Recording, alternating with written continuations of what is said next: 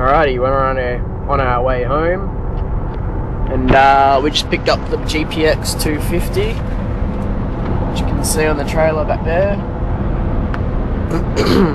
We got a big box of parts, which includes lots of stuff like radiator, coils, heaps of stuff. We've got a spare front wheel, spare rolling chassis and a back wheel, spare flarings, so pretty much I have everything to make up a second bike except for an engine. So yeah, it's just pretty cool. Just got this flaring, the main body belly, sitting on my lap here. This one is a bit scratched up, but on the other one it doesn't have the tabs, so I'll either have to put this body on there or get some tabs plastic welded onto the other one. The other body is a lot nicer, but this one is sort of better in that way. I could sand this back and chuck a coat of paint on it, but yeah. Anyway, I got spare flarings, so now I'll take it home and get it all up and run. Hey guys, so I just picked up my bike today. It's a Kawasaki GPX 1990.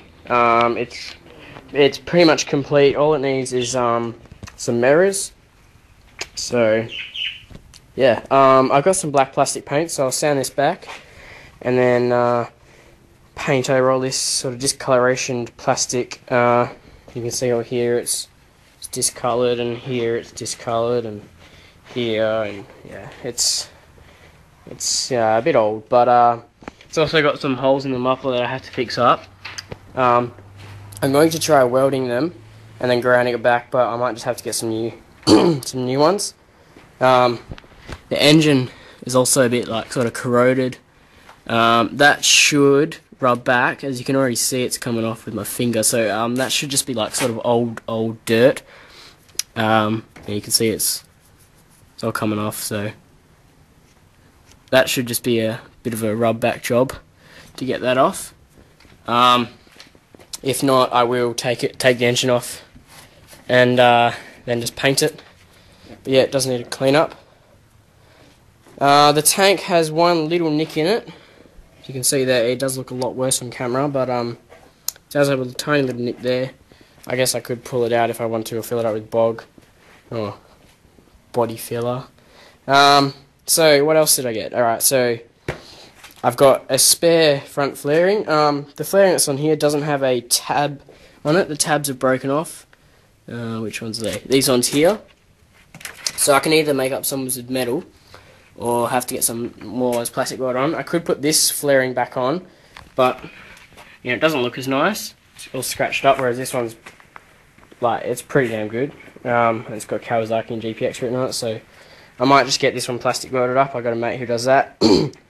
Okay, and I got a spare seat as well, spare front wheel, spare radiator, spare black back flaring. It's that one there. It's with all the lights on it and stuff. 3 litres of oil. This is the mirror, but as you can see, it's crapped itself. The ball joint is all stuffed.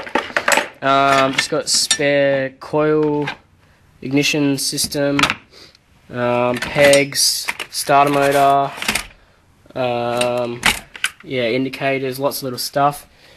And I also got this frame. So it's a completely rolling chassis. I've got the front wheel, the seat, the belly, the back flaring, and all the parts.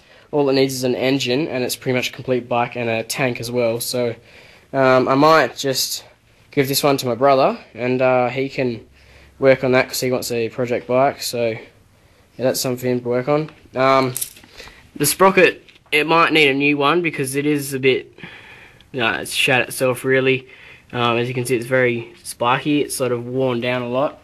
The caliper is only half the caliper. I don't know if there's the other half in the box. I haven't really checked. It needs a few things, but the master cylinder's there, which is bonus because they're pretty pricey. That's about it. So I just need to charge up the battery on this one, and then it's all going. Alrighty, it turns out the battery just wasn't charged enough, so I've whacked it on the charger. This is just my RC charger, but it charges 12 volt lead acid batteries, which is what this one is. So it's great. Now this has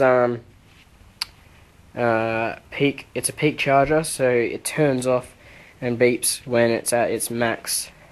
You know, when it's fully charged, it doesn't just keep on charging like other ones do. It also has false protect, like polarity protection and stuff like that. So if I accidentally cross the wires, it wouldn't charge it, and it just can't stuff up the battery basically. Sorry about that. Okay, so it's charging at the moment on 3.77 amps. This one has a variable, so it did start at 5, but it quickly jumped down to 3.77.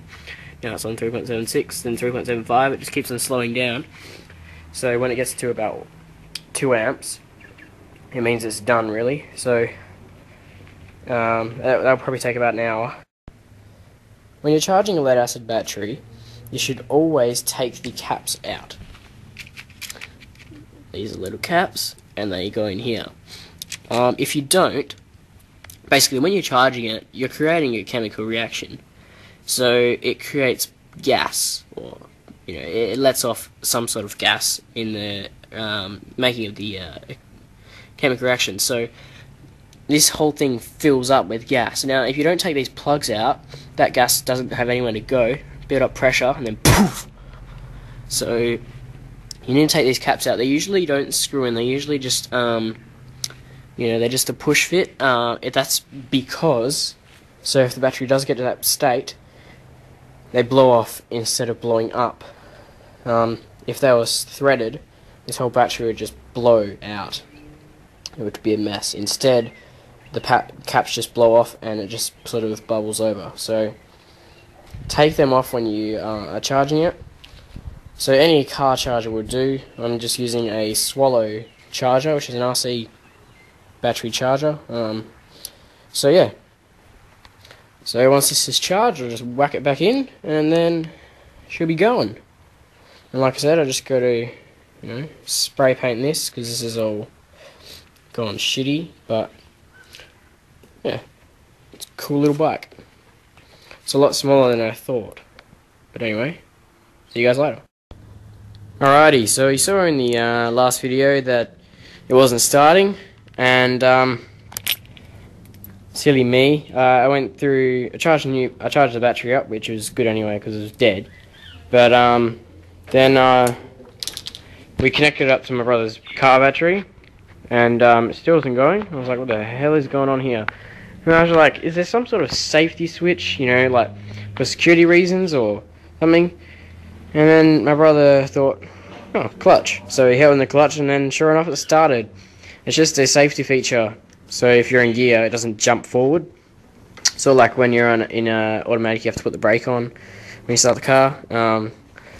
So yeah. So now it goes. Obviously I can't really start it with one hand, but I'll give it a shot. I'll put the camera down in the tank. Doubt it'll stay there, but anyway.